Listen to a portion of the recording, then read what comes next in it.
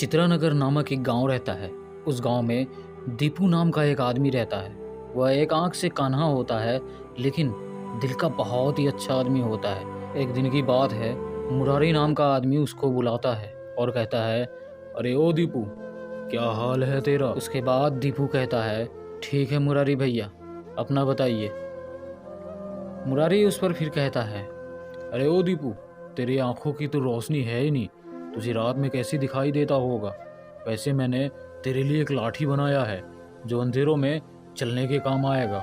इतना बोलकर सभी लोग हंसने लगते हैं और दीपू मायूस होकर वहां से चला जाता है।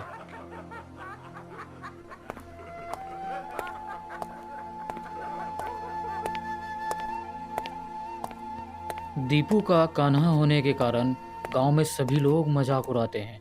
चलते चलते रास्ते में फिर एक आदमी मिलता है। फिर उससे कहता है, अरे ओ दीपू, मैंने तेरे लिए एक चश्मा बनाया है, घर आकर ले जाना। हाँ, लेकिन याद रखना, वो टीन का चश्मा है जो तुझे अच्छे से दिखाई देगा। इस बात से दीपू को दिल पर बहुत ज़्यादा चोट लगती है और वह और भी ज़्यादा मायूस हो जाता है।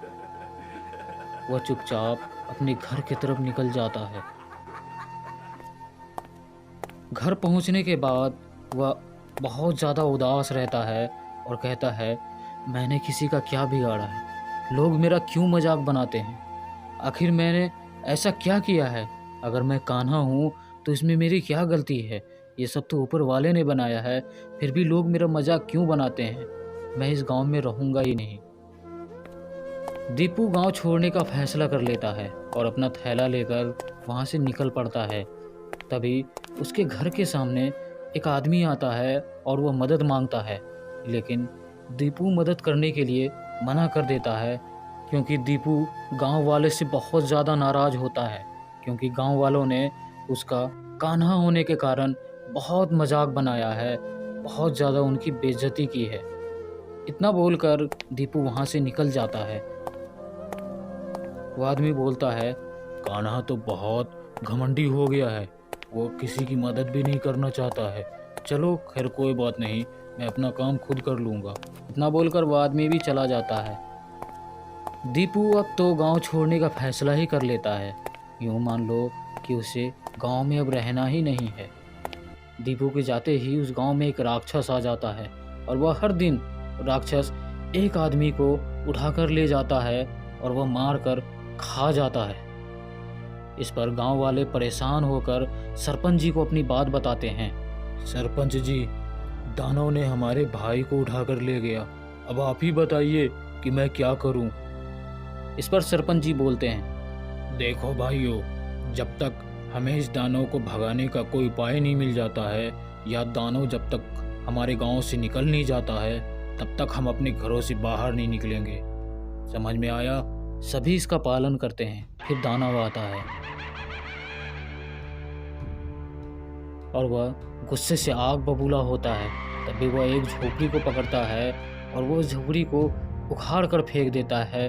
उसके नीचे एक आदमी होता है और वह उस आदमी को पकड़ लेता है और ले जाने लगता है। तभी वहाँ दीपू आ जाता है और दीपू कहता है, ए दानव, छोड़ दो हमारे भाई को, वरना तुम्हारा अंजाम बुरा होगा।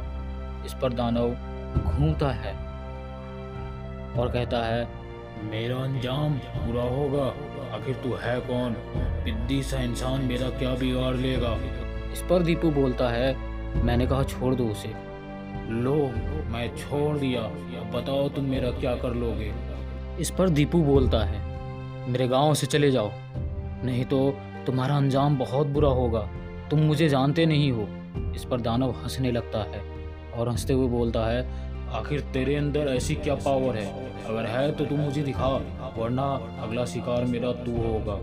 दीपू देखते ही देखते उस दानव से भी बड़ा हो जाता है और दानव को भरपुष्ट धुलाई देता है। उसके बाद दानव बोलता है कि मैं यहाँ से जा रहा हूँ, मुझे माफ़ कर दो। दीपू बोलता है, अगर दोबारा इस गांव में या इस गांव के आसपास भी दिखे ना, तो तुझे सीधे नर्क में भेज दूंगा। दानव इतना बोलकर वहाँ से चला जाता है।